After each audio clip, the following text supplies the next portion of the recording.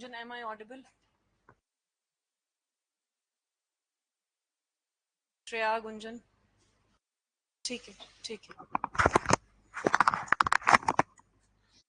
Afternoon. Orientation ली हुई है पहले? आप नए हैं? ठीक है. ओरिएंटेशन के दो पर्सपेक्टिव होते हैं, क्योंकि हर बार अगर एक ही तरीके की ओरिएंटेशन रखेंगे हम तो वो बोरिंग हो जाता है बच्चों के लिए. ठीक है. ओरिएंटेशन में मैं आज आपको, बिकॉज एक तो जजमेंट आई थी उसके रिगार्डिंग बताऊंगी, प्लस हम लोग कैसे प्रोसीड विद करते हैं कोर्सेज को खत्म करने के लिए, और कोर्सेज में क्या क्या कंप्लीट कराया जाता है वो समझाऊंगी. तो इसको थोड़ा ध्यान से समझना और थोड़ा पेशेंस के साथ सुनना, तो आई थिंक उस हिसाब से आपका मैनेज हो पाएगा. राइट. तो हम इसको स्टार्ट करते हैं. सौरभ, एक्स्ट्रा पेन है तो दे दे. हाँ जी, हाँ जी.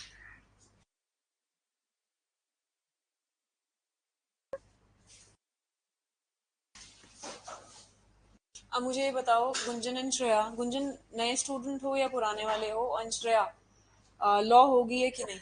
अभी लॉ खत्म हुई है? अभी हुई है खत्म? ठीक है. Shreya and Gunjan, just let me know because I have to give you the orientation accordingly. June batch, okay. Shreya, you can also type if you wish to. See, जितने आप लोग ओरिएंटेशन के रिगार्डिंग और उस जजमेंट के रिगार्डिंग पैनिक कर रहे हो ना, उस चीज को हम यहाँ पे डील करेंगे. ओरिएंटेशन का आज का बेसिक पर्पस है how we will proceed in the academy and how we will manage with your practice also, where majority of the students are panicking because of the judgment, and also the practical approach towards your judiciary and advocacy simultaneously.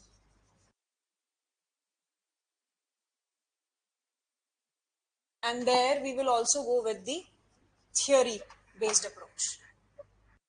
As you all know, judiciary is one of the most toughest competition nowadays.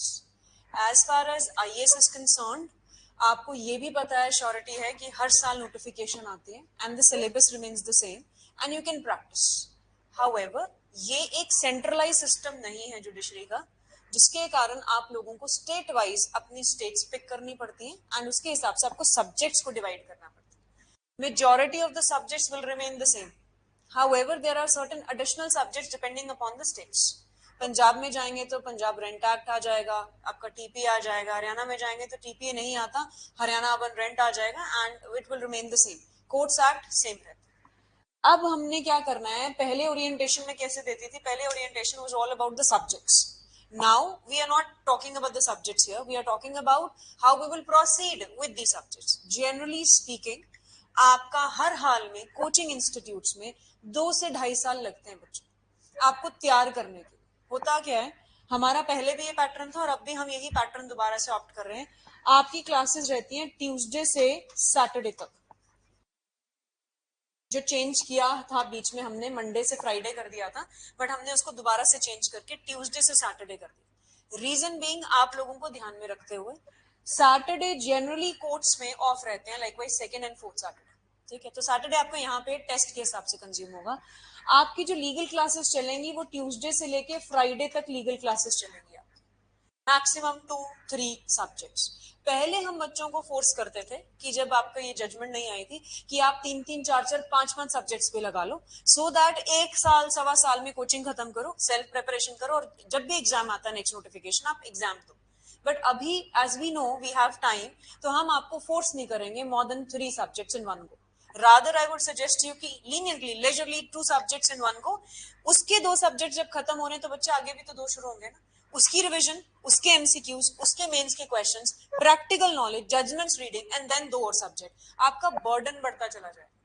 तो हम यहाँ पे कर रहे हैं कि Tuesday से Friday legal, Saturday आपके टेस्ट या इंग्लिश लैंग्वेज हम शुरू कर सकते हैं बेसिक हिसाब से. अब मंडे के लिए हमने क्या रखा है कि हम आपको कोर्ट विजिट्स पे भी भेजेंगे. Likewise I am also practising and my father is also practising. There are other students of ours जिनका है एक्सपर्टीज, जिनको समझने की जरूरत है, तो वो आप रेस्ट एश्योर्ड रहिए कि हम आपको प्रैक्टिस की और प्रैक्टिकल नॉलेज भी प्रोवाइड करेंगे। आप लोगों को ढूंढने के अनलेस एंड अनटिल देखो आपका लीगल बैकग्राउंड है, आपके कोई पेरेंट्स या कोई और लीगली है, लॉयर्स हैं, तो दिक्कत ही नहीं आएगी, आप उनकी सीट के साथ समझ सकते हो। लेकिन जिनका नहीं है उनके लिए we are there for them, और हम लोग उनको वहां पे इंटर्नशिप्स कराएंगे। आपने इसको चलना कैसे? Majority of the students are so much confused right now कि मैम अभी नहीं आते हम कोचिंग में, अभी हम 1.5 साल पहले प्रैक्टिस करेंगे, जब 1.5 साल रह जाएगा ना तब आएंगे।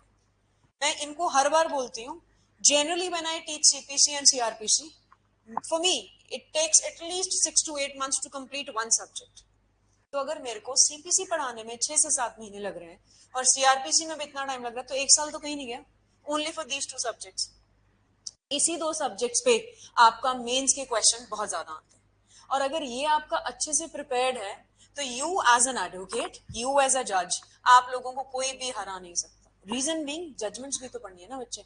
इतना मोटा आप देखोगे तो बेयर एक्ट्स हैं इन दोनों के। और साथ में प्रॉब्लम क्या कर दी आप लोगों के लिए, ट्रांजिशन फेज में आप लोगों के लिए सीआरपीसी भी पढ़ना है, बीएनएसएस भी पढ़ना है, आईपीसी भी पढ़ना है, बीएनएस भी पढ़ना है। तो आपको 3 की 6 तो वो पढ़ने हैं क्रिमिनल लॉ में, और इधर आपके सारे सिविल लॉ के सब्जेक्ट।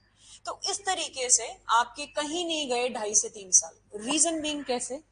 सपोज करो आप मंडे को कोर्ट जा रहे हो, जो कि वीक में एक दिन है अभी के लिए।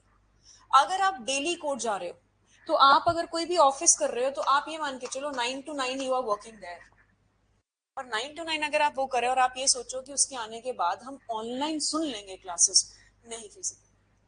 Why we are not going regularly? I am into continuous practice, but because I have taken requested my magistrates and the judges कि सर या तो मंडे या फ्राइडे मेरी जो है कोर्ट की डेट्स रख दीजिए। रीजन बीइंग क्यों? क्योंकि हमें आप लोगों को भी पढ़ाना है, हमें फर्दर और लोगों को गाइड भी करना है, and then we have to practise also. हम नहीं छोड़ सकते प्रैक्टिस, लेकिन हम लोगों ने एक दिन क्रिएट कर दिया। वो दिन इसलिए क्रिएट किया है कि हाँ हम लोगों की प्रैक्टिस एक्टिव भी रहे, हमें नॉलेज भी हो, और हम प्रैक्टिकल नॉलेज को आगे तक गैदर करते रहे। इसी तरीके से आप लोगों को भी ऐसे ही चलना है कि अगर एट द मैक्स आपको बहुत ज्यादा जरूरत है कि हाँ जी जाना ही है, क्योंकि as such they have not asked you any power of attorney, no number of appearances they have required, but we may anticipate कि अगर 3 साल की जजमेंट आई है तो they may ask you that also. So what we are trying to do is, आप जिसके भी अंदर इंटर्नशिप कर रहे हो as per your preference, as per sent by us, आप वहां पे रिक्वेस्ट करोगे 1 साल के बाद, क्योंकि 2 साल तब भी बचे होंगे, 1 साल के बाद, कि आपका वकालतनामा पे 2nd या 3rd नंबर पे साइन होने चाहिए with your enrolment number. That's it. वो आप 1 साल में नहीं करते, क्योंकि 1 साल में कोई भी वकील नहीं डालता। Even we talk about the legal background, तो हमारे पेरेंट्स अब तो डाल देंगे आप लोगों के, मेरे फादर ने नहीं डाला था स्टार्टिंग में कि नहीं चाहिए, यू गो इनटू जुडिशियल। ठीक है, तो वहां पे 1 साल का आपको गैप जरूर देना पड़ेगा, क्योंकि इंटरनली पहले कोई नहीं डालता इनिशिएशन। आपने क्या करना है, आप मेक श्योर करोगे 1 साल के अंदर आपके 5 से 10 वकालतनामे साइन हो, और उसकी कॉपी आप अपनी फाइल में इंटैक्ट रखो। दूसरा, कई बार क्या होता है आपके सीनियर बीमार है, आपको एडजर्नमेंट लेने जाना है, आपको इंटरिम ऑर्डर कोई भी लेने जाना है, छोटा मोटा ऑर्डर कि जज साहब प्लीज आज सर आए नहीं है तो यहाँ पे एक डेट दे दी जाए, छोटी डेट दे दी जाए, उसमें आपका नाम आता है ऑर्डर में, वो हम बोलते हैं जिमनी ऑर्डर। या जनाब आज ये लोग आए हैं लेकिन ये लोग जो है दूसरे काउंसिल रेडी नहीं है, तो आपका नाम आ जाएगा खड़े होके, वो भी जिमनी ऑर्डर कहलाता है। कोशिश करनी, मैं ये नहीं कह रही कि जरूरी है, it is not required at all by the judgment, but try कि आप वो भी एटलीस्ट 5 या 10 अपीयरेंसेस रखें, which is very easy, it can be even procured in 1 month, but I am giving you 1 year space, कि 1 year space में आप इसको कल कैलकुलेट करके रखें। वो अगर आप ये देखो बच्चे कि आप हफ्ते पूरे 4 हफ्ते होते हैं एक महीने में, आप 4 दिन कोर्ट जा रहे हो, रिक्वेस्ट कर रहे हो, because every lawyer understands that why you are into this litigation, because of the judgment, otherwise your main dream is to crack the judicial services. तो वो आपका यहाँ पे करेंगे, लेकिन कब करेंगे, जब एटलीस्ट आपको 1 साल हो जाएगा और आपको फाइल पढ़नी आ जाएगी। इवन तो आप ये भी नहीं करते हो, ठीक है, to be on a safer side, आपको प्रैक्टिकल नॉलेज के क्वेश्चंस पूछे जाते हैं इंटरव्यू में। ठीक, इंटरव्यू में जब वो क्वेश्चंस पूछे जाएंगे तो उससे पहले आपकी रेगुलर, आप 1 महीने के लिए भी कोर्ट जा सकते हो, आपको वहां के एंट्री केसेस पता चल जाएंगे, ये ध्यान रखना। तो अगर ये जजमेंट के बाद आप ये सोच रहे हो कि पहले हम प्रैक्टिस करेंगे, हम 3 साल प्रैक्टिस करेंगे, जब नोटिफिकेशन आएगी तो आप जुडिशरी की कोचिंग में आओगे, यू आर वेरी रॉन्ग, क्योंकि कहीं ना कहीं 2 साल से मिनिमम आपके कोचिंग में जाएंगे। एंड दूसरी चीज, कोचिंग एक बेनिफिट जरूर देती है आपको। वो बेनिफिट क्या है? You get to know various things which you might not have got in your colleges. Plus जिस भी लॉयर पे आप जाओगे वो एक ना एक एक्सपर्ट होंगे, या तो क्रिमिनल लॉ में या सिविल लॉ में। आप ऑप्ट करोगे ना सिविल लॉ में जाना है, वो सिर्फ उतनी चीज बता पाएंगे जो प्रैक्टिकली सेक्शंस आते हैं हमारे, यूज होते हैं। वो पूरा सीपीसी, पूरा सीआरपीसी आपको नहीं बताएंगे। अगर आप बच्चे बेल एक्सपर्ट पे जाते हो, बेल मैटर्स पे, तो वो बेल बता देंगे आपको। बेल का आपको पूरा चैप्टर अच्छे से हो जाएगा, आपको बॉन्ड पता चल जाएंगे, आपको मुचलका कैसे भरना है, आपको सिक्योरिटी कैसे लेनी है, आप समझ जाओगे। But what about the other CrPC जो वो पूछना चाहेंगे एग्जाम में? बिकॉज बेल पे नहीं आता ना, इन्वेस्टिगेशन पे आता है। दूसरी चीज, इन्वेस्टिगेशन के अंदर बहुत ज्यादा एक्सपर्टीज चाहिए आपको समझने के लिए, and 3 years time period is not enough. Even till now हम लोगों को भी कई बार चीजें समझनी पड़ती हैं। Why? Because we are not into regular practice no. Then we have to inquire from our seniors कि ये क्या है। और दूसरी चीज, पुलिस वाले का काम है इन्वेस्टिगेशन करना। वो काम लॉयर्स कब सीखते हैं? जब पूरी की पूरी डिटेल में उनको वही चीजें करनी है, तब जब ट्रायल्स होते हैं। ट्रायल में और एप्लीकेशन में बच्चे बहुत फर्क है। ट्रायल पूरी स्टेज में जब आप देखोगे तो आप अपने सीनियर्स को असिस्ट करोगे और उनकी जजमेंट्स बना के दोगे। जब आपको यही नहीं पता कि 302 पे जजमेंट कौन सी है लैंडमार्क, आप अपने सीनियर को असिस्ट कैसे करोगे? गूगल देखोगे, मेटा देखोगे, बट जरूरी थोड़ा ना कि सब कुछ श्योरिटी है। अगर वही चीज हमसे आपने पढ़ रखी है, like if I have to speak about 300 IPC, old IPC, then it is Virsa Singh which is a landmark case, right? Then there are certain other cases which are latest cases also which you might not have heard. Injuries है, medical jurisprudence है, वो हम यहाँ पे सब पढ़ाते हैं आपको, लेकिन ग्रेजुअल प्रोसेस। तो अगर वो ग्रेजुअल प्रोसेस में आप यहीं जा रहे हो सारा टाइम ऑफिस में, तो आप कहाँ सीख पाओगे? पहली तो ये बात तो ये अच्छे से समझना है। 3 साल, I understand it's not that easy, it's a harsh period. However, लेकिन अगर इन 3 साल को इस तरीके से यूटिलाइज करोगे तो आपका कहीं पे भी पता नहीं चलेगा। Reason being, mains answer writing आप लोग हमें लिख के नहीं दिखाते हो। कितना टाइम हो गया सौरभ तेरे को आए हुए? 1.5 से 2 महीने हैं? एक, चल 1 महीना हो गया, ठीक है। अभी तक एक टॉपिक तो कुछ समझा होगा किसी भी सब्जेक्ट में।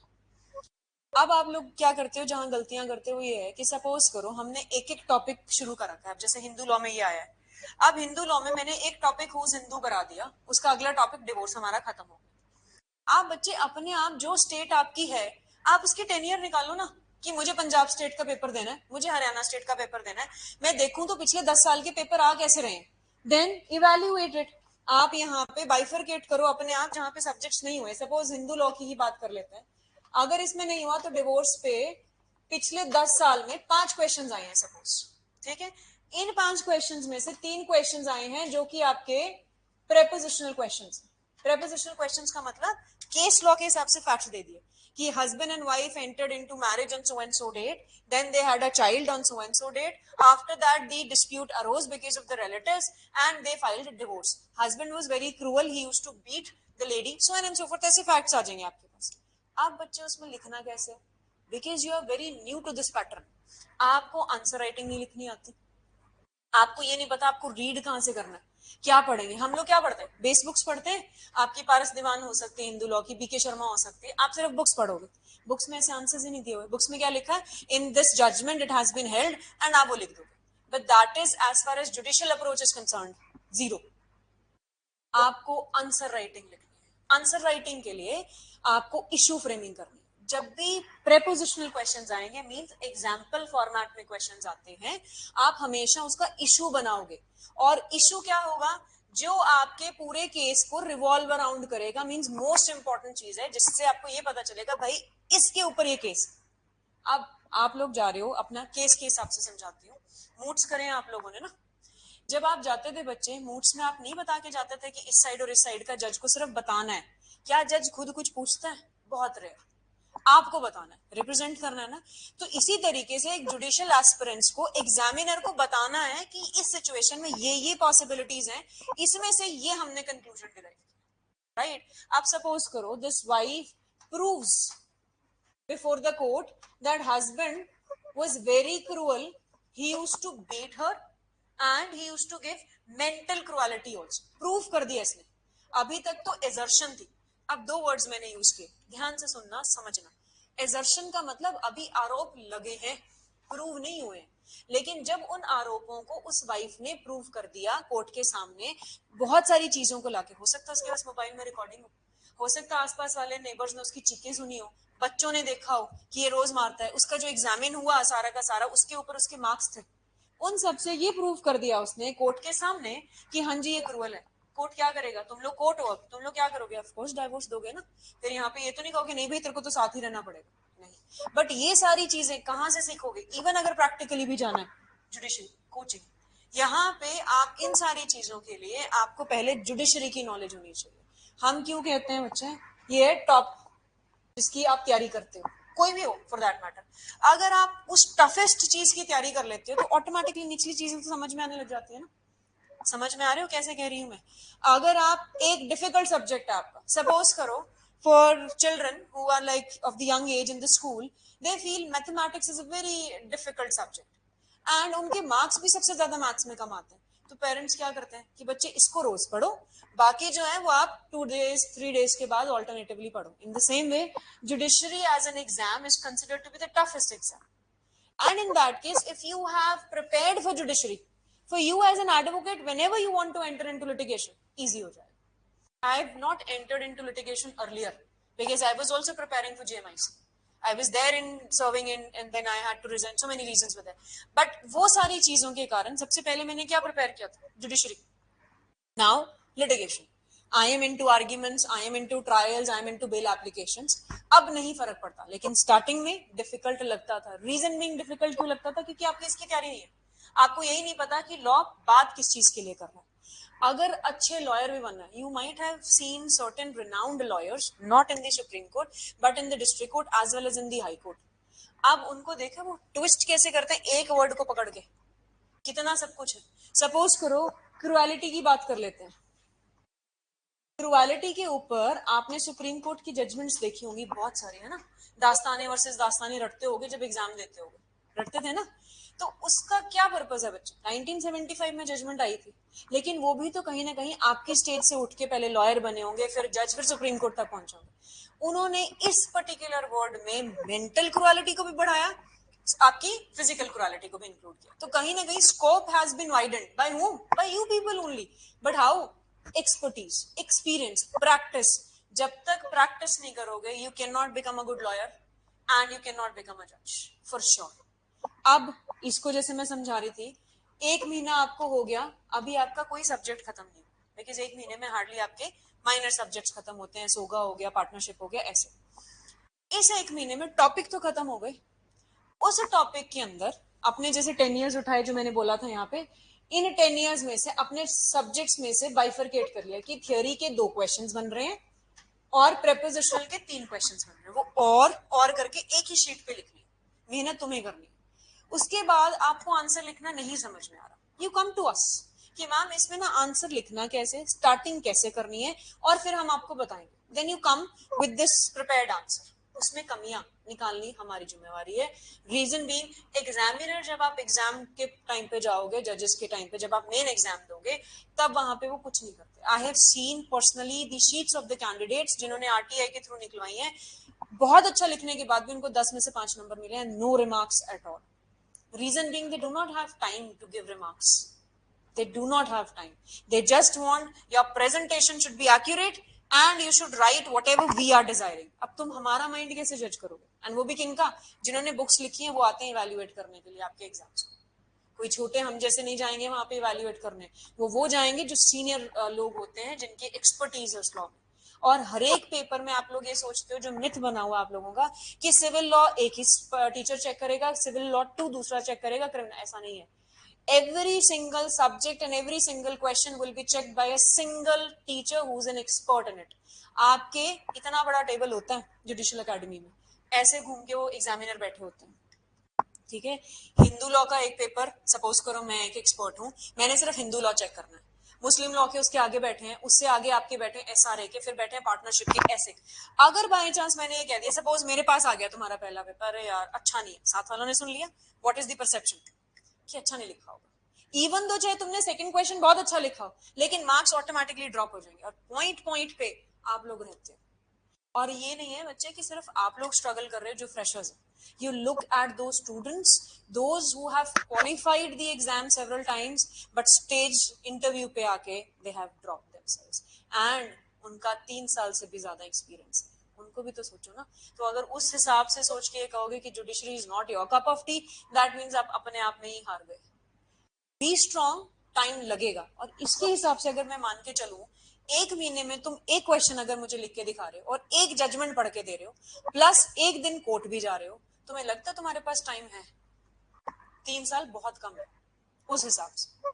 हमें देखो इसके नेगेटिव एस्पेक्ट्स नहीं निकालने, नेगेटिव हैं, मैं डिनाई नहीं कर रही, लेकिन हमें इसको पॉजिटिव लेके चलना पड़ेगा। अगर आप पॉजिटिव नहीं लेके चलोगे तो आप यहीं पे ही हार गए, 50% आपका जुडिशरी का एग्जाम ड्रॉप हो गया। और 50% में मेहनत नहीं होती, मेहनत करोगे तो काम होगा। और ये मान के चलना, आपको हर हाल में सीखने में समझने में 2.5 साल जाएंगे। 6 महीने तो ज्यादा नहीं है बच्चे, 6 महीने तो आपकी प्रेपरेशन भी जाती है, आपके क्वेश्चंस भी जाते हैं। Because don't ever think that आज पीटी आया है तो आज ही हम पीटी की तैयारी करेंगे और कल मेंस आएगा तो कल हम मेंस की तैयारी कल करेंगे, बिकॉज वो 45 डेज से ज्यादा टाइम नहीं देते। और अगर आप 45 डेज में मान के चलो कि आपका सब कुछ हो जाएगा, नहीं होता। हम लोग, इसने देखा होगा, अभी ये लोग भी आए हैं, इतने तो मेरे खुद के पर्सनल नोट्स हैं सीपीसी के, विच इज अराउंड 600 पेजेस। तुम्हें वो 600 पेजेस पढ़ने हैं, प्लस 3 साल तक, जब तक तुम वहां पहुंचोगे 3 साल की जजमेंट्स पढ़नी है। ठीक, वो 3 साल की जजमेंट्स के साथ तुम मान के चलो, चलो 50-100 पेज और हो जाएंगे, 600-700 पेज वो पढ़ के रटने हैं, प्लस उसके साथ बेयर एक्ट पे कमांड है। तुम्हें लगता है 45 डेज में पर सब्जेक्ट ऐसे तुम्हारे कवर हो जाएंगे? Only in 45 days.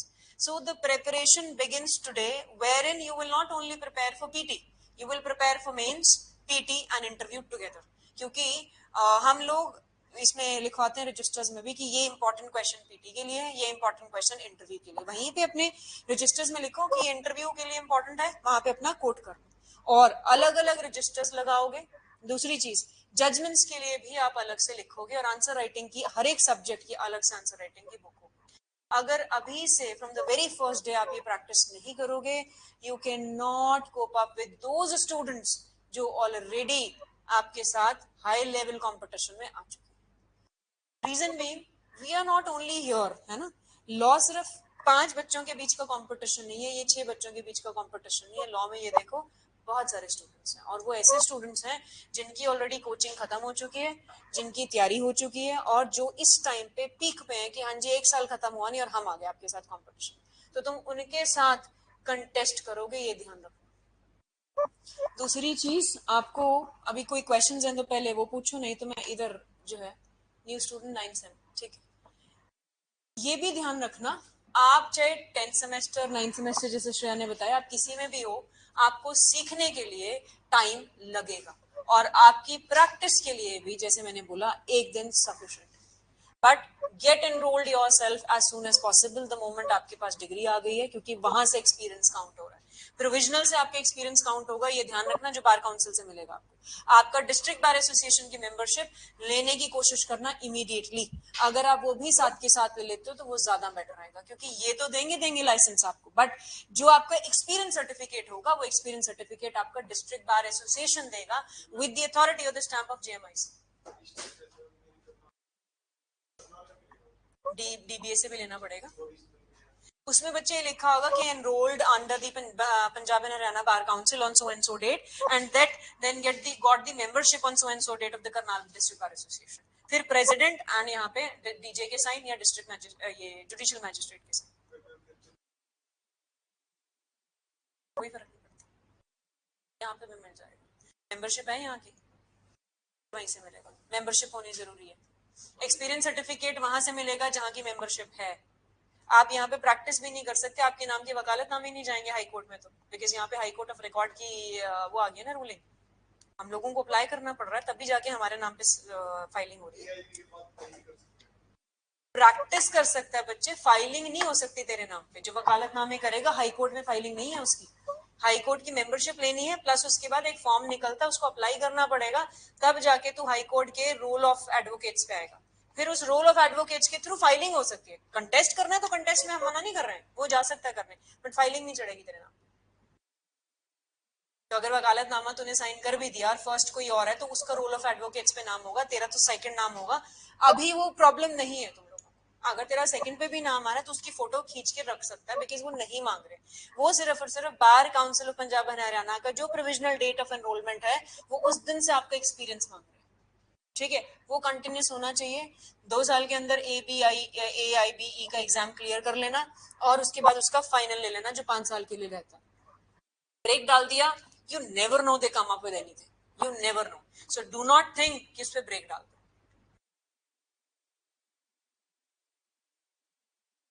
वो तो बच्चे हम ना ना ना कुछ नहीं मांगा, हम डबल श्योर होने के लिए ये कह रहे हैं आपको कि 1 साल इनिशियली, जैसे 3 साल है आप लोगों के पास, तो 1 साल तो कोई भी आपको वकालतनामा साइन करने नहीं देगा।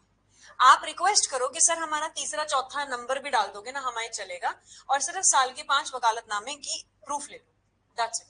किसी भी जगह से, किसी भी वकील से, provided that advocate should have 10 years of standing.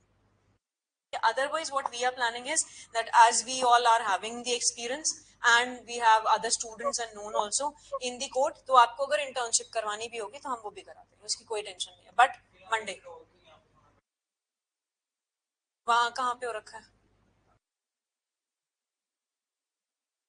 District bar association के बच्चे 2 जगहों पे भी मेंबरशिप ले लोगे, फर्क नहीं पड़ेगा। I have high court membership, I have my district bar association membership, नहीं फर्क पड़ता।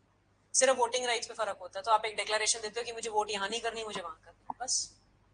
से कोई पर ले लो, 2 जगहों पे ले लो मेंबरशिप, बिल्कुल चल सकती है, कोई दिक्कत नहीं है।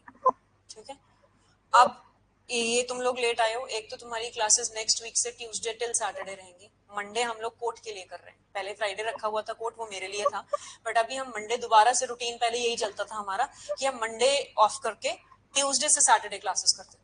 तो सैटरडे किस चीज की क्लासेस होंगी आपकी? जैसे इंग्लिश की, जीके की और टेस्ट।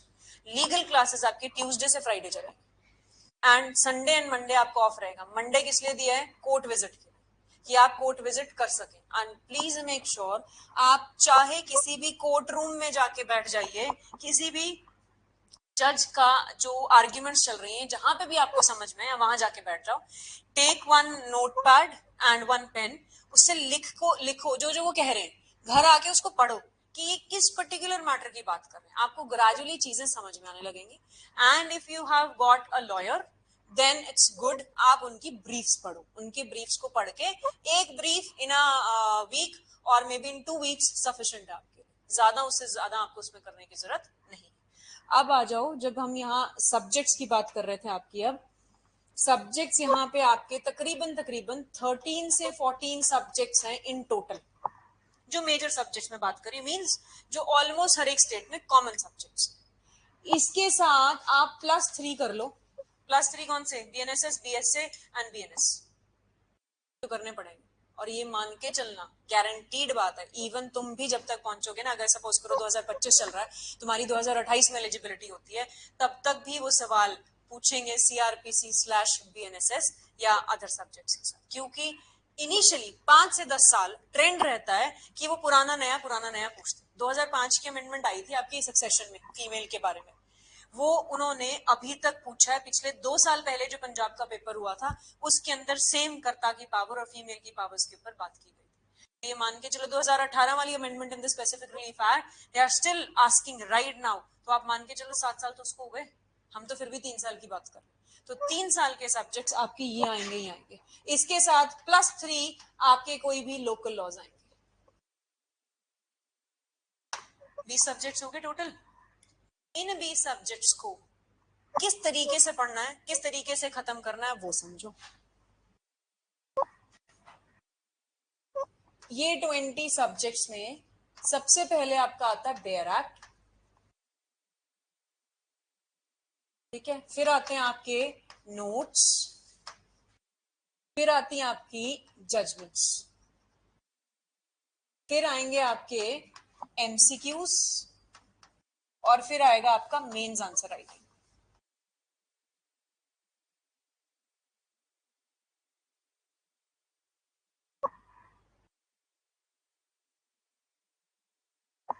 ठीक है, जब ये पढ़ोगे आपने लॉ के टाइम पे, बहुत ऑनेस्ट रहना मेरे साथ, लॉ के टाइम पे कितना बेयर एक्ट खुला, कई बच्चों ने तो पता भी नहीं होता था।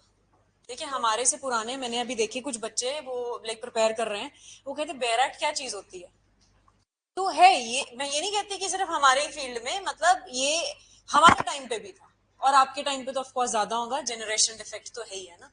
अब बेयर एक्ट को पढ़ना कैसे, आप लोग क्या करते हो, suppose this is a bare act of Hindu law, ठीक है, एक सब कोई टॉपिक पढ़ना है, आप लोगों की हैबिट क्या रहती है, जैसे रैंडम कोई भी खुल जाए, मेरा छोटा लेती हूँ मैं, सेक्शन 9 ले लेते हैं हम।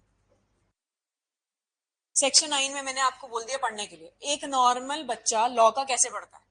When either the husband or the wife has without reasonable excuse withdrawn from the society of the other, the aggrieved party may apply for this. इतनी स्पीड पूछा कि बच्चे समझ में आया, वो कहते नहीं। क्यों? क्योंकि only for the purpose of reading आपने पढ़ा, अपना बेंट ऑफ माइंड लगाया नहीं। ठीक है, स्पीड में पढ़ना डिस्प्यूट नहीं है, स्पीड में पढ़ने के बाद समझने को ना समझना वो डिस्प्यूट है। होता क्या है, I was scolded bye my father कि बहुत स्पीड में पढ़ती है, when I was like you. ठीक है, वो क्यों? बिकॉज ही नो कि आपको एक एक वर्ड को समझने की जरूरत है। अब मैंने आपको इसमें बहुत सारी चीजें समझाई हैं, अंडरलाइन कराया बेराट, अब मेरा देखो बच्चे बेराट। ठीक है, ये बेराट इस तरीके से, मैं ये कहती हूँ गंदा ही करना पड़ेगा, जब तक नहीं करोगे आपको समझ नहीं आएगा। First reason. सेकंड रीजन, इसमें जो चाहो वो लिख सकते हो आप। अब जैसे हम लोगों को पढ़ना चाहिए, when either the husband, मैं यही रुक गई, either the husband or the wife, मतलब restitution of conjugal rights की रिलीफ हस्बैंड भी मांग सकता है, वाइफ भी मांग सकती है। देन कब मांगेगी, जब उन लोगों ने विदाउट रीजनेबल एक्सक्यूज विड्रॉ कर लिया from the society of other. कौन जाएगा? अग्रीव्ड पार्टी जाएगी। तो हर एक वर्ड में, इस बेयर एक्ट में, इस क्या सारे बेयर एक्ट में अलग अलग मीनिंग है। कई बार कहते हैं, आईपीसी अगर आपने पढ़ा हो तो 375 जो डेफिनेशन ऑफ रेप थी ना, वो कहता था any man is set to commit rape. लेकिन जब हम उसके सेक्सुअल ऑफेंसेस पढ़ते ना, 354A, 354, 354ABCD, उसमें लिखा था हुएवर। अब इसकी इंटरप्रिटेशन पे इंटरव्यूज में क्वेश्चन पूछे गए, हम लोगों ने मॉक में पूछा कि is these kind of sexual offences can be done by a women against a women. पुराना 1860 का law, at that time the LGBT community was not that much recognized and did not have that kind of a marriage, और heterogeneous group ही होता था। अब उसकी interpretation कैसे करोगे, आपको पता ही नहीं है कि लिखा भी है, क्यों? क्योंकि बेयर एक्ट तो पढ़ा नहीं। अब उसमें आप क्या कहोगे कि there are gender specific offences which can only be done against a woman, and these are all the offenses which is committed against a woman. So harassment, molestation, outraging the modesty will always be for women as far as IPC is concerned. वो पूछेंगे क्यों, whether a man cannot be molested, of course they can be molested, but it is not provided under the IPC. IPC is silent upon such situation. Answer समझ रहे हो कैसे देना, लेकिन ये कब दे पाओगे बच्चे, जब बेयर एक्ट पे कमांड हो, और वो बेयर एक्ट पे कमांड करना is not an easy task, it will take several years to go into it. हम लोग बिना देखे इंग्रेडिएंट्स बना देते हैं, लेकिन वो कब, हमारी भी तो प्रैक्टिस हुई है, पहले थोड़ा ना आता था। जब तक तुम प्रैक्टिस नहीं करोगे तब तक उनके इंग्रेडिएंट्स आप नहीं बना सकते। And ingredients does not mean base book पे लिख लिया sine qua non 1 2 3 4, no, ingredients means flow chart.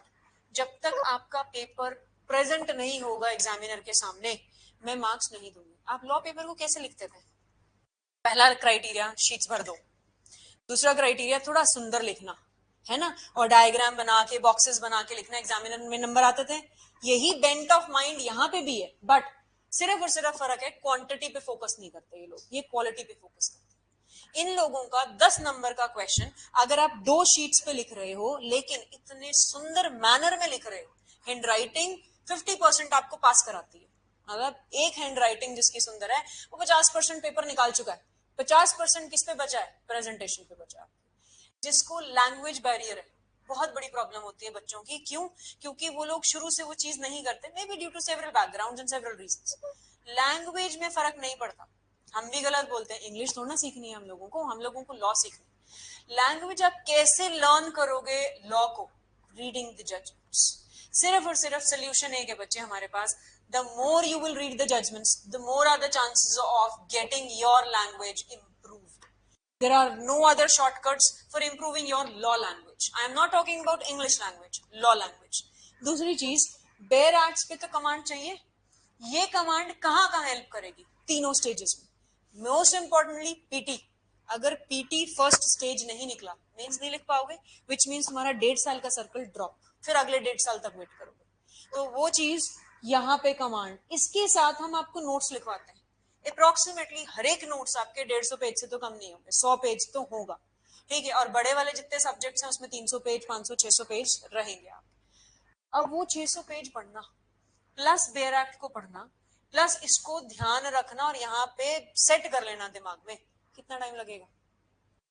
तो ये तो है नहीं ना बच्चे कि आज एक ही पेपर देना है और कल फिर दूसरा पेपर पढ़ने की जरूरत ही नहीं है, जैसे लॉ के सेमेस्टर्स में कर लिया हमने। ये तो 3 साल की जो मेहनत करोगे, वो तीनों साल की मेहनत हर एक सब्जेक्ट की आपकी यहाँ पे काम आएगी।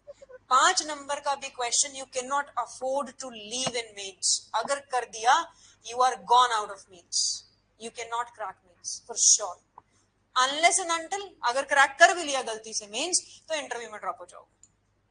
ये 90%, 95% चांसेस होते हैं उन स्टूडेंट्स के जिनका पेपर रह जाता है। दूसरी चीज, आपको स्पीड है ही नहीं, क्यों?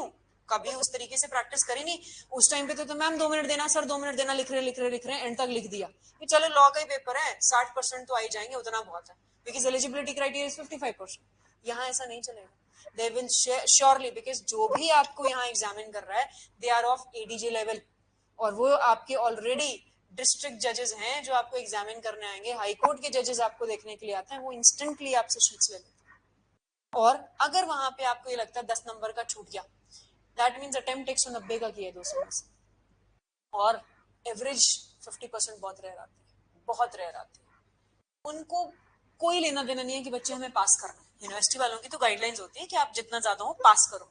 सपोज करो अभी हरियाणा का ही रिजल्ट बता देते हैं आप लोगों को, इतने ब्रिलियंट स्टूडेंट्स हमारे रहे जिनका पेपर हमने चेक किया यहाँ पे कि हाँ ये नहीं रुकेगा, हमारे सीनियर टीचर्स ने चेक किया कि नहीं रुकेगा। हुआ क्या, first paper was the lengthiest paper Haryana का, एंड बच्चों का 20 नंबर का भी छूट। पहला तो ड्रॉबैक वहीं आ गया कि आपका छूट गया पेपर 20 नंबर का, 180 तो वैसे हो गए तुम्हारे। उसके बाद एग्जामिनर को क्या इंस्ट्रक्शंस दी जाती हैं जो हमें पता है, क्योंकि हम लोग एसोसिएटेड है विद जुडिशियल अकेडमी, जो आपकी ट्रेनिंग अकेडमी थी 43 में। ट्रेनिंग इस क्या इंस्ट्रक्शंस हैं, अगर सपोज मैं एग्जामिनर हूँ, मेरे को पेपर चेक करने हैं, मुझे नहीं पता आप लोग कौन हो, ठीक, मुझे ये इंस्ट्रक्शन दी जाएगी स्ट्रिक्टेस्ट मार्किंग करनी है, हमें पास नहीं करना बच्चे को, हमारा बेंट ऑफ माइंड है हमें फेल करना है बच्चे को। अब अगर जिसका bent of mind he fail करने का है, उसके लिए तो एग्जाम्पलरी हाई ऑल्टीट्यूड का पेपर अच्छा होना चाहिए ना, वो होगा तो वो पेपर निकलेगा। मैं ये नहीं कहती, डरा नहीं रही हूँ कि पेपर नहीं निकलेगा, निकलेगा बच्चे, लेकिन पैटर्न आना चाहिए। आप क्या कर रहे हो, एक बच्चा लिख रहा है पैराग्राफ में, जैसे सपोज योर नेम सना, सना ने लिखा है एक पैराग्राफ फॉर्म में, मैंने उसी चीज को पॉइंटर फॉर्म में लिख दिया। एग्जामिनर को लगा हैंडराइटिंग दोनों की अच्छी, लेकिन प्रेजेंटेशन मेरी अच्छी है, शी में गेट आउट ऑफ 10 6, आई में गेट आउट ऑफ 10 8, डिफरेंस आ गया 2 नंबर का, वहीं पे इसका ड्रॉप निकल गया। Bent of mind same, knowledge same, but the only thing is presentation where she lagged and I approve. तो वो चीज ध्यान में रखनी है। लॉ सबको आती है, लॉ में प्रॉब्लम नहीं है, लॉ की प्रेजेंटेशन में प्रॉब्लम है। आपने नोट्स पढ़ लिया, बेयर एक्ट पढ़ लिया, ये दोनों पढ़ने के बाद इसके साथ साथ ही साथ जजमेंट्स, जजमेंट्स के लिए आप आरसीआर देखो, अगर आप लोग कोर्ट जाने लग जाओगे, कोर्ट की लाइब्रेरी में जाके बैठ जाओ, वहां जाओ आरसीआर देखो, उसके ऊपर हेड नोट्स होते हैं। हेड नोट समझते हो? कौन नहीं समझता प्लीज बता दो मुझे। जसकीरत, ये देख,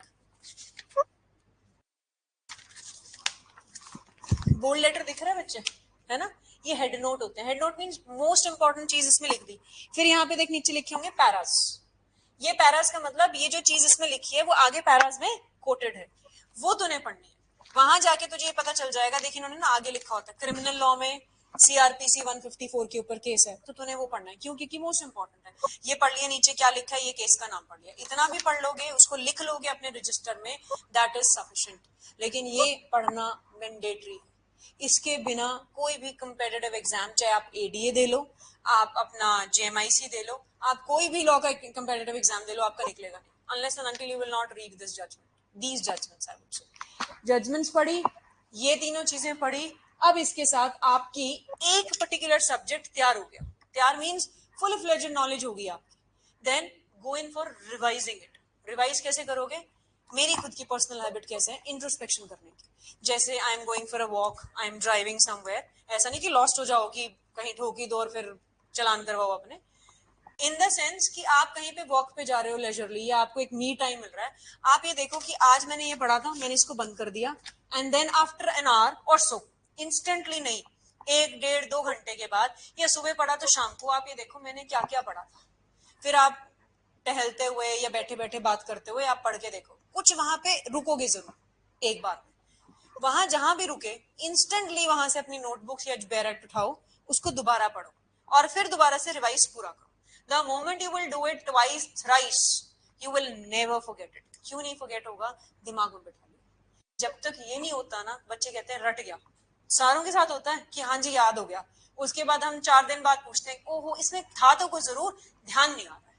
वो जो ध्यान नहीं आता वो इसलिए नहीं आता बिकॉज रिविजन नहीं हो रही। तो रिविजन करो। रिविजन जब हो गई एक बार, after doing all these things, then पूरा का पूरा बंद करके सिर्फ एमसीक्यूज उस पर्टिकुलर सब्जेक्ट के उठा, start solving the MCQs without the help of judgments, bare acts and notes. कुछ नहीं देखना, सिर्फ एमसीक्यूज पढ़ने हैं। एमसीक्यूज सॉल्व करो जहां आपको लगता है कि आप श्योर हो। एमसीक्यूज क्योंकि सारे सही नहीं होते, चाहे वो यूनिवर्सल ले लो आप, चाहे आप कोई भी बुक ले लो, कहीं ना कहीं पे छोटी मोटी गलतियां होती। आप उसको देखो कि वहीं पे रोक के राउंड ऑफ कर लो उस क्वेश्चन, पेंसिल यूज करना, और फर्स्ट गो में प्लीज एमसीक्यूज पे मार्क मत करना, नहीं तो हर बार नई बुक लेनी पड़ेगी। रीजन बीइंग, सेकंड टाइम जब इरेज करोगे ना, वो दिखेगा मार्क, तो तुम्हारा इंटेंशन क्या है कि यही है आंसर, फिर तुम पढ़ते नहीं हो। तो फर्स्ट गो में कभी भी एमसीक्यूज मार्क मत करो। फर्स्ट गो में सिर्फ अपनी फिंगर से या किसी चीज से ऐसे देखो कि हाँ यही आंसर है, और अपना कर लो जहां पे श्योर हो। फिर एक ही बार में ये देखो कि आप कितने टाइम में कितने क्वेश्चन सॉल्व कर पाए। पीछे आंसर नहीं देखना है जब तक आप पूरे के पूरे सॉल्व नहीं कर लेते। 100 क्वेश्चन रखो टारगेट पे कि 1 घंटे में पहले 60 होंगे, 70 होंगे, 100 तक पहुंचा दो 1 घंटे में। 100 क्वेश्चन कर लिए, जहां पे तुम लोग अटके थे वो राउंड ऑफ ऑलरेडी तुमने क्वेश्चन नंबर पे कर रखा है, उसको छोड़ दो। बाकी सारे पीछे से आंसर्स चेक करो, अपना रफ पेज पे आंसर्स जो लिखे थे उस पे मार्क्स दो। अगर फर्स्ट गो में after doing all these things आपको लग रहा है आपका 50 to 60% आ रहा है score out of 100%, you are on the right track. और किसी का अगर 80% आ रहा है, which means absolutely on the right track. Gradually second go में 90%। जब तक पेपर अटेम्प्ट करने के लिए मत जाना जब तक आपके 95% आपके करेक्ट नहीं एमसीक्यूज। रीजन बीइंग बच्चे 125 क्वेश्चन आते हैं हरियाणा पंजाब में, 4 नंबर एक क्वेश्चन कैरी करता है, ठीक है, लेकिन जब वो डिडक्ट होता है ना तो 4 तो गए गए, पॉइंट 25 और जाते हैं और चांस नहीं होता तुम्हारा। रीजन बीइंग पिछली बार आपके हरियाणा में, अब डिमोटिवेट नहीं कर रही हूँ लेकिन आपको motivate in a different manner कर रही हूँ, आपके इस बार हरियाणा पंजाब की कट ऑफ 400 से ऊपर गई, 398 399 was the cut off. Check कर लेना। पहले क्या होता था, 350 वाला बहुत अच्छे स्कोर में हम कहते थे बच्चे तुम्हारा निकल जाएगा, ये प्रिपेयर फॉर मेंस। आजकल हम कहते हैं 410 वाला श्योर है कि मेंस लिखेगा, लेकिन जिसके 400 भी है ना उसको हमने बोला था यार देख लेना आंसर की के हिसाब से, श्योरिटी नहीं देते। 410 नंबर समझ रहे हो कितने क्वेश्चन सही होना? 100 अगर हो गए तो 400, और इसमें कितने और करोगे? 40 बनाने के, ये 10 नंबर और बनाने के लिए 2 क्वेश्चन और। तो आप 125 के 125 नहीं अटेम्प्ट करने, पहला तो दिमाग से ये रूल रखना। क्यों? नेगेटिव मार्किंग है। दूसरा, आपको 5 क्वेश्चन ऐसे होंगे जो किसी को नहीं आते होंगे, ऑटोमेटिकली 120 पे पहुंच गए। 120 में से अगर आपके 105 आपको लग रहा है 110% श्योर हो, अटेम्प्ट करने की जरूरत नहीं है फालतू। जहां पे आप डाइसी हो, डाइसी मींस डबल डबल भी लग रहा है, 50-50% नहीं करने अटेम्प्ट। मैक्सिमम टू मैक्सिमम हम कहते हैं 110 क्वेश्चन अटेम्प्ट करके आना, 15 छोड़ने हैं, ठीक है। 15 छोड़ दो, 110, 110 मीन्स 440 शॉर्ट शॉर्ट होनी चाहिए। उसमें से 110%, 1000%, 2 से 3 क्वेश्चन ऐसे होते हैं जो सबके गलत होंगे, चैलेंज होंगे बिफोर दी हाई कोर्ट, और उसमें आपका मार्जिन डिड्यूस होता चला जाएगा। कितने चले गए? 3 क्वेश्चन भी गलत हुए, 13 नंबर, 4 4 4, ऑलमोस्ट 25 25 25 75, 13 नंबर गए।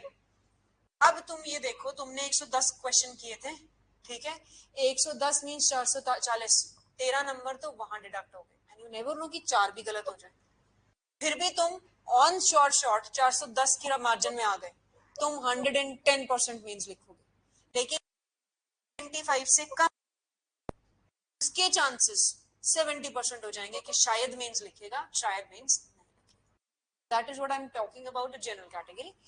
बीसीए और बीसीबी में भी ज्यादा फर्क नहीं है, हार्डली 10-15 नंबर का फर्क है। हाँ, एससी कम्युनिटी के लिए फर्क ज्यादा है, मार्जिन ज्यादा है, अराउंड 250 और 300 इन बिटवीन लेना पड़ता है, ठीक है, पर 300 लेना पड़ता है। 250 और 300 ऐसा कुछ है बच्चे, लेकिन general category must score 410 at any cost, either in Punjab in Haryana, और कोई स्कोप है ही नहीं। और उसकी रटने की ट्रिक क्या है? Solve as many MCQs as you can, those books you are getting, grab it. 10 year की सिंगल पब्लिकेशन की आती है, ए जैन आती है, यूनिवर्सल पब्लिकेशन गौरव मेहता आती है, विनय कुमार गुप्ता आती है, 4-5 किताबें खरीदनी पड़ेंगी, उसमें हम कुछ नहीं कर सकते, वो आपको खुद भी करनी पड़ेगी। यहाँ से भी हम आपको एमसीक्यूज बताते हैं, बट बच्चे वही बात है ना, आप जितनी खुद खरीद के करोगे उतना अच्छा। और ये एमसीक्यूज एक बार में तो नहीं कर रहे ना, एक बार में तो हम कह रहे हैं कि आप मार्क भी नहीं करोगे, ये सेकंड गो में करोगे। ये तब कब करोगे? पेपर आया नहीं है अभी, पेपर आने में कम से कम 1 साल है, तब करोगे ये सारा काम। ये करने के बाद आपके एमसीक्यू सॉल्व हो गए and you have scored 95% in second go. Second go पे भी मार्क मत करना प्लीज, रीजन मीन जब आपका मेंस एपीटी का पेपर आएगा, जब नोटिफिकेशन आ जाएगी, स्टार्ट सॉल्विंग दोस क्वेश्चंस, तब सॉल्व करना। क्यों? क्योंकि पता चल जाता है। और जहां अटकते हो, आई will show you my PT register also someday, जहां अटकते हो ना, उसको एक अलग पेन से स्टार लगा के मैं क्या करती हूँ, मैं वन लाइनर में कन्वर्ट कर लेती हूँ। जैसे 4 ऑप्शंस है ना, मैं 4 ऑप्शंस में लिखती हूँ, मैं क्या करती हूँ, उसको फिलिंग द ब्लैंक्स बना के फिल कर देती हूँ, उसको अंडरलाइन करके। फिर क्या, जब आप रिवाइज करोगे एक पीटी रजिस्टर जो अभी बताऊंगी, उसको आप याद रहेगा। समझ में आया यहां तक? अब आपको ये समझ में आ रहा है कि क्या ये इजी है जो 1 साल में कवर हो सकता है? जेन्युइनली बताना, नहीं हो सकता ना, हम भी कहते नहीं हो सकता। आपने ये कर लिया, एमसीक्यू सॉल्व हो गए। अब आपको 2 रजिस्टर्स और बनाने, क्या हुआ, 2 रजिस्टर्स और बनाने apart from your basic notes जो हम क्लास नोट्स बनवा रहे हैं। अब वो 2 रजिस्टर्स क्या है? Mains register, PT register. जब हम लोग आपको नोट्स लिखवाते हैं तो हम बोलते हैं ये इंपॉर्टेंट फॉर पीटी है, ये इंपॉर्टेंट फॉर मेंस है, ये इंपॉर्टेंट फॉर इंटरव्यू। आप वो वन लाइनर पीटी के अलग से बनाओगे, प्लस बेयर एक्ट्स को तोड़ोगे, तोड़ोगे मींस वर्ड्स को उठाओगे, उनको लिखोगे। ये section 9 of Hindu marriage act states this, अपनी लैंग्वेज में लिखने के बाद आपको क्या करना है कि जब आपका पीटी नोटिफिकेशन के बाद आएगा, ना तो मुझे ये उठाना है, ना मुझे ये उठाना है, ना मुझे ये उठाना है, मैं क्या उठाऊंगी? पीटी रजिस्टर, जिसमें इन सब का कंसाइज फॉर्म होगा। कंसाइज कैसे? सपोज करो 600 का या 500 का है, आपने उसको 50 पेज में करना, ये भी एक आर्ट है। 50-100 पेज में आपका पीटी रजिस्टर तैयार हो जाता है एक सब्जेक्ट का, जो बड़े सब्जेक्ट, वो आपको तैयार करना पड़ेगा। I will show you prepare कैसे, we are there to guide you, right. After that mains के लिए आपकी आंसर राइटिंग का भी अलग से रजिस्टर बनेगा। और ये कब लिख पाओगे तुम लोग? जब ऑफ कोर्स ये तीनों स्टेजेस हो चुकी होंगी, आपको पता चल जाएगा लिखना कैसे है। तो एक शैलेंद्र मलिक की बुक आती है, although it's a solved book, आपको सिर्फ उसको एक बेस बुक करके चलना है, उसका कॉपी नहीं करना है, ये ध्यान रखना। चावला पब्लिकेशंस गलती से मत लेना हरियाणा पंजाब के लिए, I shouldn't comment upon, but अच्छी बुक नहीं है। गो फॉर शैलेंद्र मलिक, हरियाणा की तो आती है, और आपके दिल्ली की आती है। मैं हमेशा सजेस्ट करती हूँ बच्चों को दिल्ली की ले लो, रीजन बीइंग दिल्ली बहुत टफ एग्जाम है। अगर दिल्ली की पढ़ लोगे तो आपको निचले वाले सारे सब्जेक्ट्स आराम से क्लियर हो जाएंगे एंड अलग स्टेट्स निकल जाते हैं। तो आपको यूनिवर्सल पब्लिकेशंस की शैलेंद्र मलिक की मेंस की सॉल्ड की बुक आती है, सॉल्ड ले लो। उससे क्या होता है, कई बार हम लोगों के पास भी ना बच्चे टाइम रिस्ट्रिक्शंस होती है कुछ सब्जेक्ट्स में, हम भी सारा कुछ नहीं पढ़ा पाते, राइट। उसमें से कुछ कुछ ऐसे टॉपिक्स हैं जो रैंडमली उन्होंने कभी पूछ लिए, कोई जजमेंट आई होगी, कई बार हमें भी नहीं ध्यान रहा, वो 5-5 नंबर में 2-2 नंबर में आ गया, तो एटलीस्ट आप उससे पढ़ के चले जाओ, राइट। दिमाग में रहेगा कि अच्छा ऐसी सी कोई प्रेपोजिशन पड़ी थी। अब जैसे सपोज तुम कोई केस कर रहे हो, ऐसा सा केस तुम्हारे मीन्स में आ गया लिखने को, लकी इनफ आपको ये पता होगा कि हमारे सर ने या मैम ने ये चीजें कोर्ट में की थी, और हम उसी तरीके से फ्रेम करके टाइमलाइन में चीजें दे देंगे, तो वो that will be easy for you to attempt. तो एक बार अगर पढ़ रखा होगा ना, तो दिमाग में सेट होगा कि हाँ ये ऐसी सी मिलती जुलती चीज की थी, तो वो लेके मेंस के रजिस्टर्स बनाओ। मेंस के रजिस्टर्स में अनसॉल्व भी एक बुक रखना अपनी, अगर पंजाब के लिए फोकस कर रहे हो या हरियाणा के लिए कर रहे हो, उनके क्वेश्चंस उठाओ। सपोज अरेस्ट टॉपिक कराया मैंने सीआरपीसी में, अरेस्ट के मिनिमम टू मिनिमम 10 से 15 क्वेश्चंस मिलेंगे आप 10 इयर्स के स्पैन में, उनको और करके हरियाणा पंजाब इकट्ठा तैयार करोगे, और करके लिखा, एक पूरा आंसर लिखो उसके ऊपर, and that should be of highly lengthy page, which means If it can come for 20 marks, you have the capability to write from that pages. If it is for 5 marks, still you have the capability कि आप उसको cut short कर दो, आप बड़ा बना के लिखो, छोटा वो अपने आप हो जाता है. Getting my point? But with the flow charts means diagrammatic form and the cases, recent cases and landmark cases. आपको वो नहीं पूछेंगे जब तक तुम पहुंचोगे कि 2024 में कौन सी जजमेंट आई थी, unless and until that is a landmark judgment. या वो आपसे पूछेंगे 2028 की जजमेंट, तो 2028 की जजमेंट पता हो, या जैसे सुखपाल खेरा आई थी 2022 में, that was after this judgment of 319 Hardeep Singh आई थी 2014 में, लैंडमार्क जजमेंट है अभी तक जब हम 319 सीआरपीसी पढ़ते हैं. इसके बाद आई सुखपाल सिंह खेरा आई थी 2022 में. 23 में पंजाब का पेपर था, 15 मार्क्स के ऊपर सुखपाल सिंह खेरा के गाइडलाइंस पूछी थी. And luckily just before the exam, I was teaching CRPC and I taught all the 11 guidelines. And majority of the students were able to attend that. And they have scored good marks because guidelines लिखी थी हमने. उनका straight question था. कैसे question था? Theory question. कि what was laid down in Sukhpal Singh Khera's case? Comment, discuss. आपको अगर यही नहीं पता कि सुखपाल सिंह खेरा केस क्या था, जो कि आप प्रैक्टिकल लॉयर से पूछना कि सुखपाल सिंह खेरा भी कुछ है, वो कहेंगे 319 में सिर्फ हरदीप सिंह है. Only few good expertise lawyers will get to know Sukhpal Singh Khera. I am not saying lawyers को नहीं पता, but बच्चे उनका एक फील्ड है, वो सिर्फ उस फील्ड में रिस्ट्रिक्टेड है. हाँ, जो बेल मैटर्स के होंगे या 319 ट्रायल करते होंगे उनको जरूर पता होगा, लेकिन आप किसी भी रैंडम वकील से पूछने चले जाओगे नहीं पता होगा. रीजन बीइंग क्योंकि वो मैटर कर ही नहीं रहे हैं, वो मैटर ही दूसरा कर रहे हैं. हाँ, उनका मैटर ये होगा, they will get to know it. Getting my point? कुछ अलग लग रहा है इसमें. ओरिएंटेशन में सब्जेक्ट्स नहीं पढ़ा रही कि क्या क्या करेंगे हम, वो तो तुम्हें पता है सब्जेक्ट्स पढ़ानी ही है हमें एट एनी कॉस्ट, उसमें तो हमारे पास ऑप्शन नहीं है. राहुल कहाँ लॉस्ट है? कोई क्वेश्चंस हैं? पहले तो ये बताओ मुझे, फिर मैं आगे और पूछती हूँ. हाँ जी, Shreya and Gunjan, any questions, any queries? तुम लोगों की नहीं? सना लॉ कहाँ से की है? इधर जो है. ओके, आपने सिरसा से, क्या नाम है? प्रिया. तो हाँ भाई, क्या पूछना है?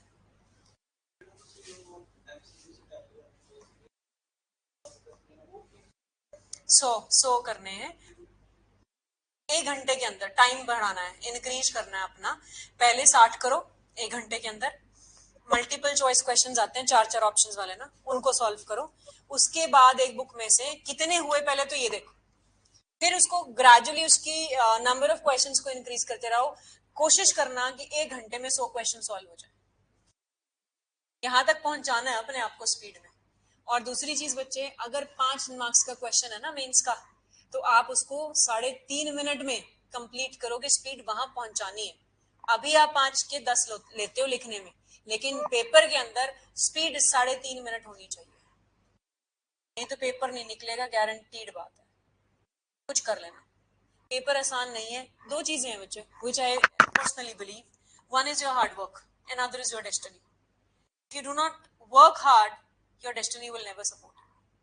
ठीक है, वर्क हार्ड करोगे, डेस्टिनी में लिखा होगा, कोई नहीं तुम्हें पीछे हटा सकता कि तुमने जज बनना ही बनना है, सूनर और लेटर.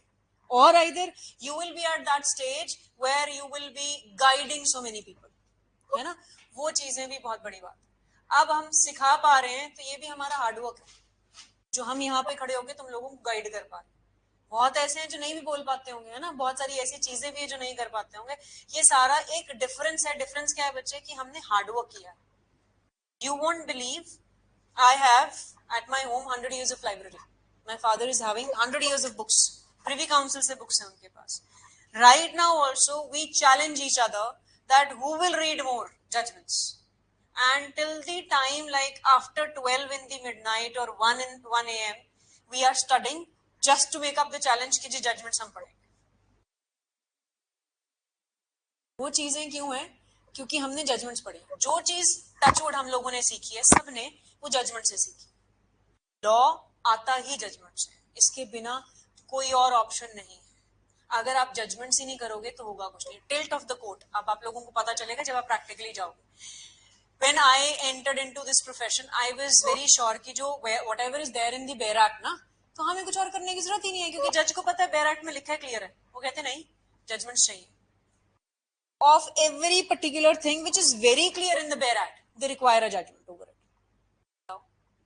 क्यों चाहिए जजमेंट? जब हम ये कहते हैं rule of interpretation of statutes तो पढ़ा होगा, वो ये कहता है कि जब जो चीज क्लियर है बेयर एक्ट में, आपको जजमेंट्स नहीं चाहिए.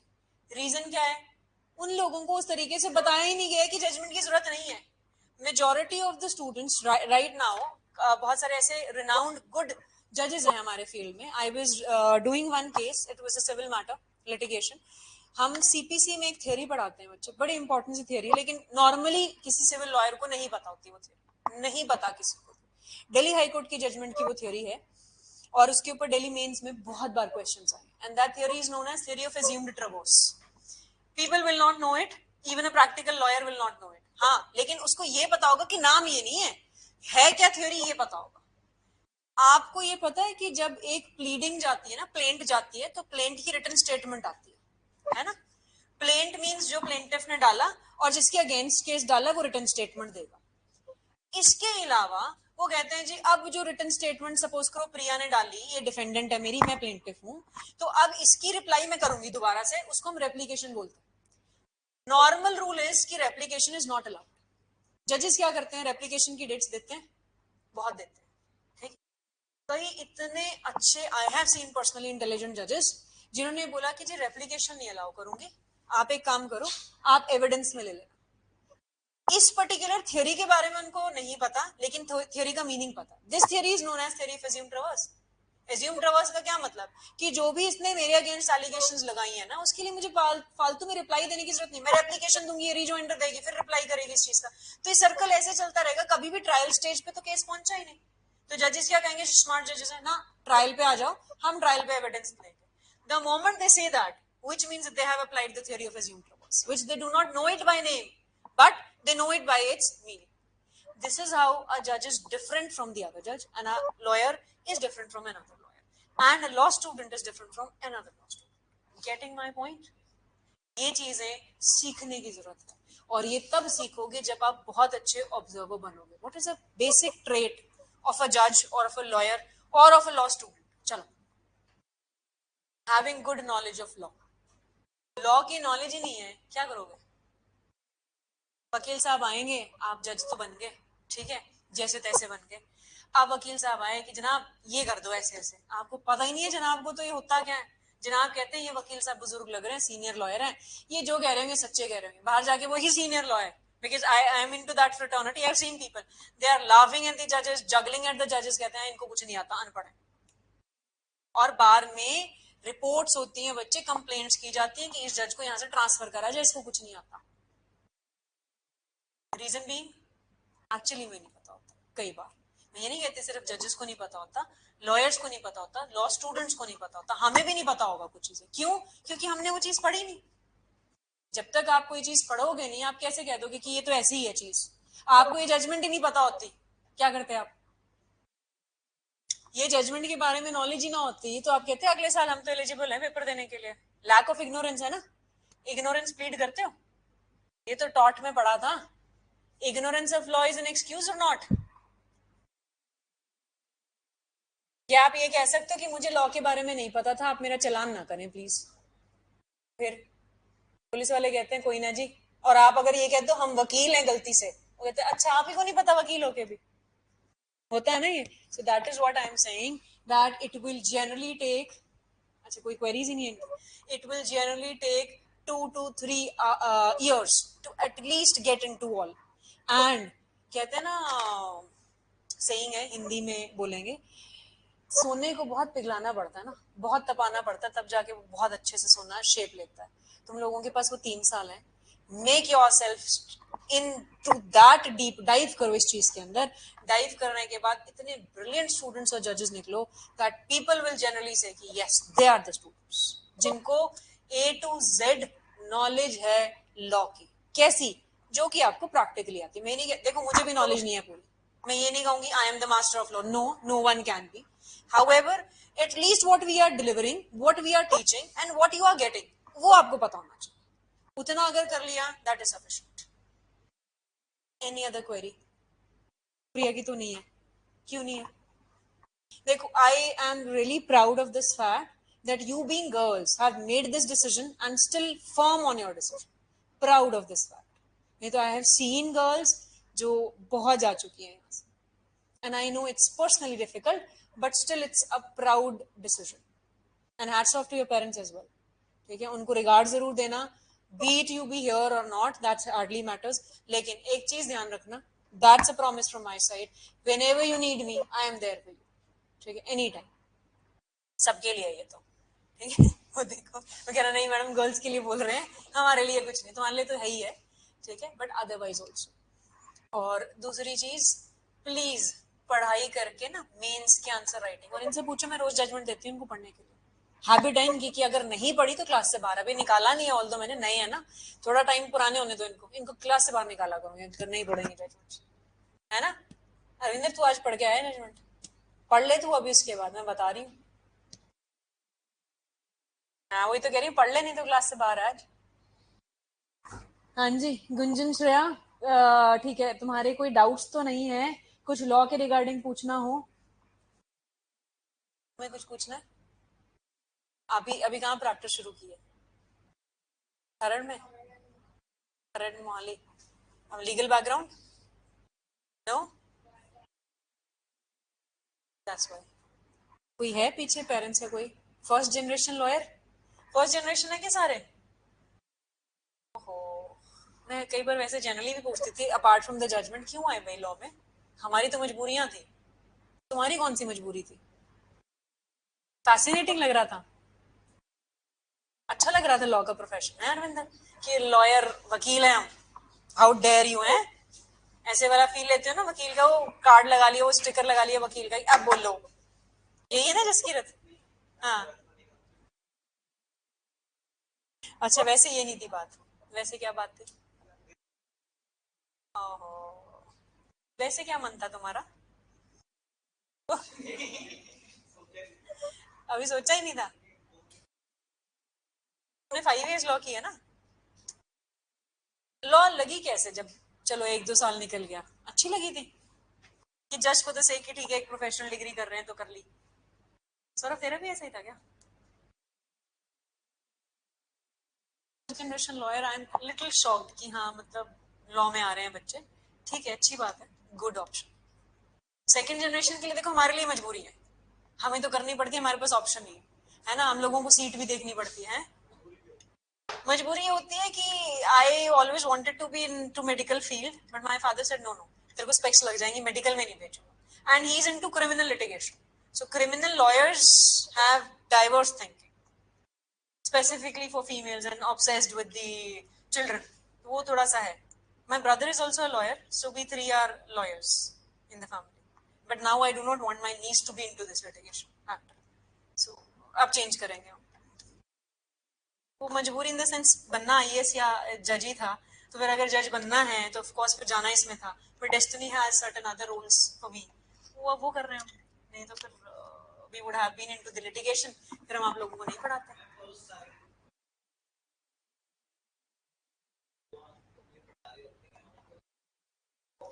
डेस्टिनी बच्चे, किस्मत बहुत बड़ा रोल प्ले करती है, बहुतों की।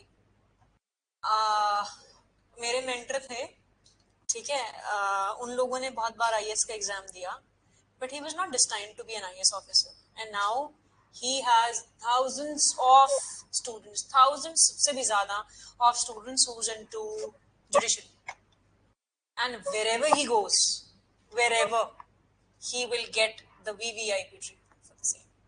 He's a renowned name in this industry. He's my mentor, he's my guru. फर्क है, वो एक पढ़ी है चाणक्य और इसकी अशोक मौर्य की स्टोरी? चाणक्य कौन था? Chanakya had immense knowledge, but कहते हैं ना हर एक कोई किंग नहीं बन सकता, there are certain persons who can be the king maker, so that is where our roles have been assigned this way, to make you kings, ये है बस फर्क। तो यहाँ पे डेस्टिनी थोड़ा ऊपर नीचे होती है, अदरवाइज कोई फर्क नहीं। I was never be into, I was never interested in teaching, never, see how where I am, वो थैंक यू, वो अच्छी बात है बच्चे, but I never meant to be into this field. I don't know how it happened and I joined it, and suddenly sudden decision. और sudden decision के बाद touchwood students जो अब हमारे बने, जैसे तुम लोग भी हो या जो बन भी रहे हैं, बहुत अच्छे रिगार्ड करते हैं. तो वो एक कोई चीज है जो हमें मिलती है सबको, नथिंग एल्स, है ना. एक दो को तो लिटरली अब तुम लोगों को समझा दूं क्यों तुम लोगों के साथ ऐसे अटैचमेंट हो जाते हैं, because we consider you as a family, है ना. जितने भी बच्चे जो भी हैं, जैसे इनको भी बोला, रहे हैं यहाँ पे ना रहे, एनीवे, फैमिली के बाद एक वो नहीं हो जाता डेटरेंस इफेक्ट, कि भाई मैं देख रही हूँ तुम लोग पढ़ नहीं रहे हो और मुझे पता है कि ये कितना कंपटीशन टफ है, हम लोग उसी फेज से निकले हैं जिस फेज में तुम हो अभी, तो वो गुस्सा आता है. और एक दो का नाम नहीं लूंगी, अभी उनके पोस्टर्स लगे हुए हैं बाहर, जो लिटरली उन लोगों को मैंने धमकाया था. उनको ये बोल दिया गया था, I will never ever talk to you people if you will not clear and crack this exam. And क्यों नहीं क्रैक कर पा रहे थे पहला एग्जाम? Silly mistakes. सब कुछ आता है, सब कुछ जानते हैं, silly mistakes. And there are several good students who made me cry here only after getting selected. कि जी इनके कारण चलते थे, बहुत बहुत सुनाया कहीं को हमने. Reason being we consider you as a family and we want you to go out of it. Struggling profession बहुत ज्यादा है बच्चे, ये लॉ स्ट्रगलिंग है, बट स्ट्रगल में भी बहुत सारी अलग चीजें देखनी पड़ती है. तो why you want to struggle ना? You are here in good hands, so grab these opportunity. अगर हमें ऐसे मेंटरशिप और गाइडेंस मिली होती ना, हम पता नहीं कहां से कहां जाते हैं एक्चुअली. हम लोगों के पास अभी भी हमारे मेंटर्स का नंबर नहीं है. We can not call them directly, and you have that opportunity कि आके मिल भी सकते हो, चेक भी करा सकते हो, सब कुछ. और बाय नेम सबको जानने लग जाती हूँ धीरे धीरे. स्टार्टिंग में तो टाइम लगता है ना नाम याद करने में, बट बाय नेम जान जाऊंगी. फिर पिन पॉइंटिंग होती है मेरी. Why I generally pin point my अंक? Because he has that calibre. But the reason behind that, उसके दो ड्रॉबैक्स: बहुत स्पीड में बोलता है, बहुत कुछ मिक्स कर देता है, और वहां वो ड्रॉप हो जाता है. हम आपको ए टू जेड एग्जामिन करते हैं, ये ध्यान रखना. एग्जामिन किस परस्पेक्टिव में करते हैं? The moment you walk from there ना, वी आर एग्जामिनिंग. कैसे एंटर करते हो, क्या माइंड में चल रहा है, सब समझ में आता है. एन एक्सप्रेशन से टचवुड ये पता चलता है कि तुम्हें समझ में आ रहा है कि नहीं आ रहा है. कई बच्चों को बोरिंग लगता है लेक्चर, कई बार जो हम मोटिवेशनल लेक्चर या स्पीकिंग करते हैं, बोरिंग लगता है, बट उन्हें ये नहीं पता कि स्ट्रगल आगे जाके जब वो फेस करते हैं, फिर वो वापस आते हैं कि मैम सही थे आप. So that is how you are not supposed or meant to struggle in this profession. Please flourish yourself. And for flourishing, this is the key to success. Only this much.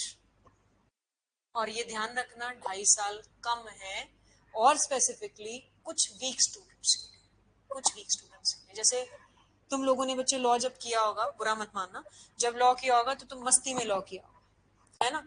अब जाके पता चल रहा है कि लॉ में क्या क्या पढ़ना है. तो अब तुम लोगों को वो जो 5 साल का चीज है ना, वो कम से कम 2.5 साल में खत्म करना है. तो तुम देखो तुम्हें कितना पढ़ना पड़ेगा. पहले हम बोलते थे जिसको 1.5 साल में खत्म करना है, 18 से 19 घंटे स्टडी करो. अब हम ये बोलते हैं 15 घंटे एटलीस्ट स्टडी करो, क्योंकि सर्वाइकल होता है. तो उसको अवॉइड करने के लिए आप 15 घंटे स्टडी करो, 1-1.5 घंटा अपनी हेल्थ पे दो, एंड देन लॉ पे जाओ. वही तो बात है ना बच्चे, तभी तो कहना जुडिशरी में और उसमें बहुत फर्क है. वहां उनको बोला जाता है पास करना है बच्चा, यहाँ बोला जाता है फेल करना है बच्चा. परसेप्शन देखो ना कितनी अलग है. और जिसको बोल दो, आप सपोज करो आप लेक्चर्स लगाना, आगे आपको अपॉर्चुनिटी मिलेगी, वीर सिंह सर और गरेवाल सर, उनको ये बोलो कि बच्चे को फेल करना है, वो बच्चे को फेल ही करेंगे. उनका एक्सपीरियंस यहाँ है. Veer Singh sir has taught my father also, वो उनके भी गुरु हैं, इमेजिन. तो वो इतने स्ट्रिक्ट है ना कि उनको ये पता है कि मुझे इनको फेल करना है, तो मैं नंबर ही कम दूंगा. और उस 10 में से तुम्हें 6 लेके भी पास होना है, तो वो देखो तुम्हारा पेपर कितना अच्छा होना चाहिए. और कितने बच्चे होते हैं? 1000 बच्चा होता है, 1200 बच्चा होता है, पेपर्स मेंस लिख रहा होता है. 2200 बच्चा भी था हरियाणा में इस बार, और निकले कितने? हार्डली 500, जिसमें से इंटरव्यू, और उसमें से कितने गए? 150. डिडक्शन मेथड देख रहे हो कितने ज्यादा थे. Please do your hard work. Don't get panicked. We are here to support you even with your practice. We are here to support you. ना करते, मेरा भी 10 साल का एक्सपीरियंस हो गया, मैं भी दे दूंगी साइन करके तुम्हें, ठीक है. और जहां जहां की डिस्ट्रिक्ट बार एसोसिएशन की मेंबरशिप है, प्लीज ले लो and start working only for 1 day. Sana, do not force yourself to go into everywhere into the litigation. Please make sure that you study first. For females, advocacy is not good profession. I am carrying a legacy because my father is there. हैं? ना, अगले साल से करते हैं. वो भी इसलिए कह रही हूँ कि एक सेफर साइड लेके चल लो अपनी, बस। नहीं, कहीं कुछ मेंशन नहीं है, सिर्फ तुम्हारा यहाँ से प्रोविजनल से एक्सपीरियंस काउंट हो रहा है। बट सेफर साइड के लिए बच्चे अगले साल से, जहां पे आज जैसे 1 साल हो जाएगा, अगले साल से लेके जाना। ये एज इनको बोला है ना, स्टेट गवर्नमेंट्स को बोला है कि अपने रूल्स एंड डिवाइस मैकेनिज्म्स को फ्रेम करो। तो मई, जून, जुलाई, अगस्त में इनकी मैकेनिज्म्स फ्रेम होंगे। तो क्या पता ये अपने अपने स्टेट वाइज ले आए कुछ रूल्स। अपीयरेंस में जिमिनी ऑर्डर में चले जाओ, एडजर्नमेंट, ठीक है ना, उसमें भी हो जाता है। There are many ways to make an appearance in Gemini order है। अभी नहीं ना बच्चे, अभी कोचिंग पे फोकस कर, अगले साल देखेंगे, तब की तब देखेंगे। हाँ बिल्कुल बिल्कुल बिल्कुल जा सकते हो माइंड। हाँ हाँ बिल्कुल जा सकते, लेकिन अभी नहीं जरूरत है। अभी तो, हाँ मैं इसलिए कह रही हूँ कि पैनिक नहीं करना है, कोचिंग पे फोकस करो। ये सीख लोगे, कुछ बन जाओगे, मैं कह रही कुछ भी बन जाओगे। लेकिन अगर ये भी नहीं सीखा, पैसे भी वेस्ट करोगे, ना वहां के रहोगे ना यहाँ के। Don't sail in two boats कि जुडिशरी एडवोकेसी साथ चलेगा, नहीं चलेगा भाई। हमारा नहीं चला, तुम्हारा कैसे चलेगा, राइट? ठीक है, अब आपकी क्लास है सीआरपीसी की ना, तो 2:30 तो नहीं लूंगी, 2:40 पे ले लूं, 45 पे। I have my lunch. ठीक है बच्चे।